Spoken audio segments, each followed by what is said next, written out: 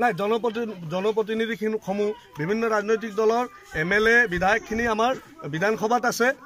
সাংবাদিকখিনিয়ে সত্যতা কালি প্ৰকাশ কৰি উলিয়াই দিছে। কাৰণটো কি, আমি আহি এতিয়া গোটেই বস্তুখিনি এতিয়া বুজিলোঁ। ভুক্তভোগী মহিলাজনীৰ লগত আমি কথা পাতিলোঁ, আমাৰ ভাষাতে আমি কথা পাতিলোঁ। তেখেতে গোটেইখিনি কথা কোৱাৰ পিছত আমি এটা সত্যত উপনীত হৈছোঁ যে সেই ফুলকুমলীয়া শিশুটোক কালি কাপোৰ খুলিবলৈ প্ৰশাসনে আৰক্ষীয়ে বাধ্য কৰাইছিলে। আৰু তেখেতে এটা ভাষ্যও কৈছে যে মহিলা পুলিচ এগৰাকীয়ে সেই মানুহজনীলৈ হাত তোৱাইছিল যে তোক বাৰ বাৰ ক'ব লাগিব নেকি কাপোৰ খুলিবলৈ।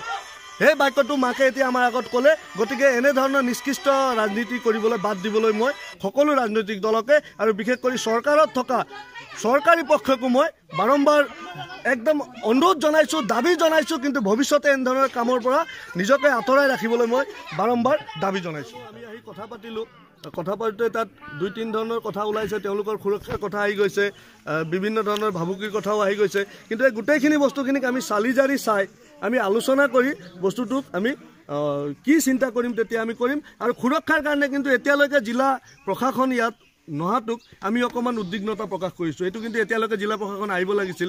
যিখিনি মিডিয়াত কথাখিনি ওলাই আহিছে, মিডিয়াখিনিৰ কথাখিনিৰ আলম লৈ তেওঁলোক আহি ইয়াত সুৰক্ষাৰ অলপ ব্যৱস্থা কৰিব লাগিছিল। যদি কিবা এটা অঘটন ঘটে সেইটো মই অথনিয়ে ক'লোঁ। ইয়াত যদি কিবা দুৰ্ঘটনা হয় তাৰ কাৰণে অসম চৰকাৰ দায়ী।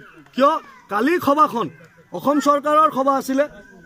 সেই অসম চৰকাৰৰ সভালৈ যাওঁতে এই ভুক্তভোগী মহিলাজনী এই কণ শিশু 3 বছৰ দেৱ শিশু কি কয় আপোনাৰ কিমান 11 মহীয়া শিশুটো যেতিয়া সেই সভাত গৈ এই ঘটনাৰ কিবা তেনেকুৱা দুৰ্ঘটনা তাত হৈছে, কাপোৰ খোলাবলগীয়া হৈছে, এই ঘটনাখিনি গোটেই সভাখন অসম চৰকাৰ আছিল। যিহেতু ইয়াৰ কাৰণে দায়ী অসম চৰকাৰ।